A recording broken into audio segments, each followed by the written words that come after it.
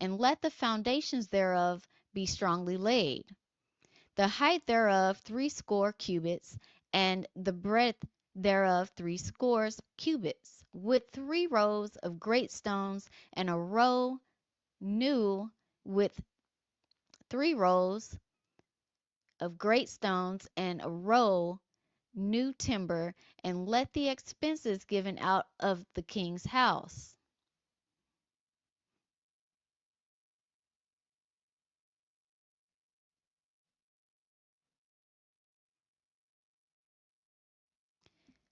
So we see here when Governor Tanai, others asked Darius to look into whether or not the Jews really had permission to build their temple. The king sent out a decree to search any records that validated their right to do so.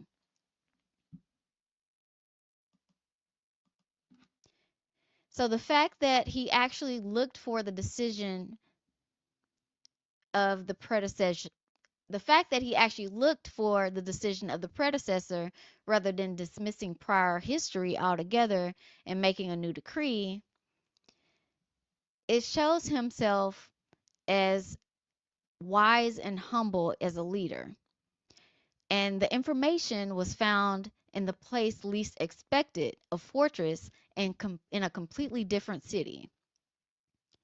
So, a house of rolls is an archive made to store royal decrees, and caches of records found from this time period would have consisted of items such as judgments, offerings, and economic atonements for subjects. So the original decree from Cyrus the Great was not only for the Jews to rebuild their temple in the same place it had been, but it was also for it to be paid by the royal treasury of the Persian Empire. So God, He gave, it was God's will for the Jews to rebuild the temple, and it was being fulfilled. And He was using the wisdom and authority and resources of a conquering king to do so. So this was the blessing that the exiles got to experience since they possibly didn't have much wealth of their own to rebuild the majesty that the temple deserved. So they're coming out of captivity, which would explain why they wouldn't have much wealth. So that brings us to Ezra chapter 6 verses 5 through 7 in our second point.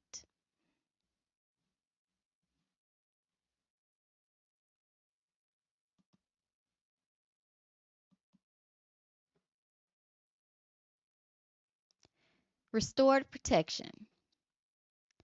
And also let the gold and silver vessels of the house of God, which Nebuchadnezzar took forth out of the house, out of the temple, which is at Jerusalem, and brought unto Babylon to be restored, and brought again unto the temple, which is at Jerusalem, every one to his place, and placed them in the house of God.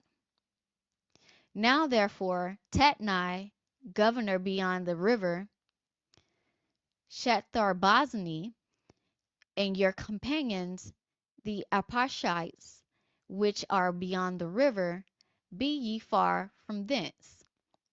Let the work of this house of God alone. Let the governor of the Jews and the elders of the Jews build this house of God in his place.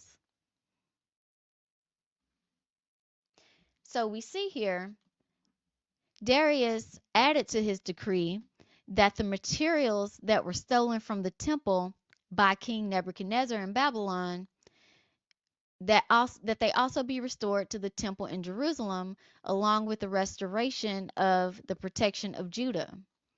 He commanded his governor and all of his other officials that in that region to leave them alone so they can rebuild the temple.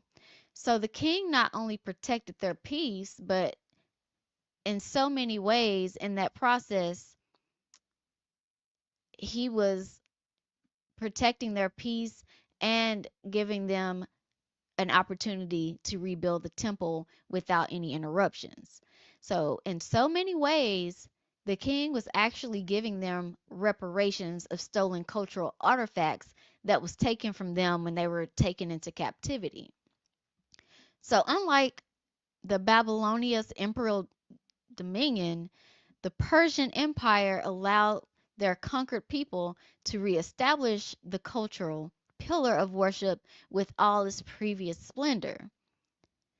So, for indigenous people, cultural artifacts like the items that were taken by King Nebuchadnezzar are actually touchstones that strongly represents their identity as a cohesive people.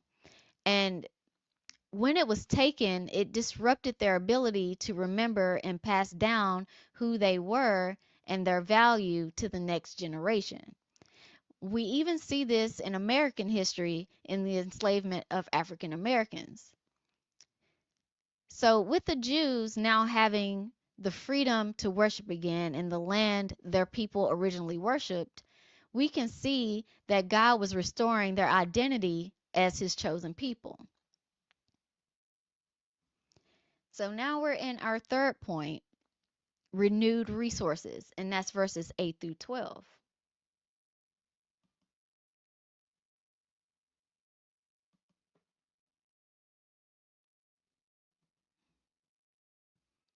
Moreover, I make a decree what ye shall do to the elders of these Jews for the building of this house of God, that the king's goods, even the tribute beyond the river, forthwith expenses be given unto these men, that they be not hindered. And that which they have need of, both young bullocks and rams and lambs for the burnt offerings of the God of heaven, wheat, salt, wine, and oil, according to the appointment of priests which are at Jerusalem, let it be given to them day by day without fail.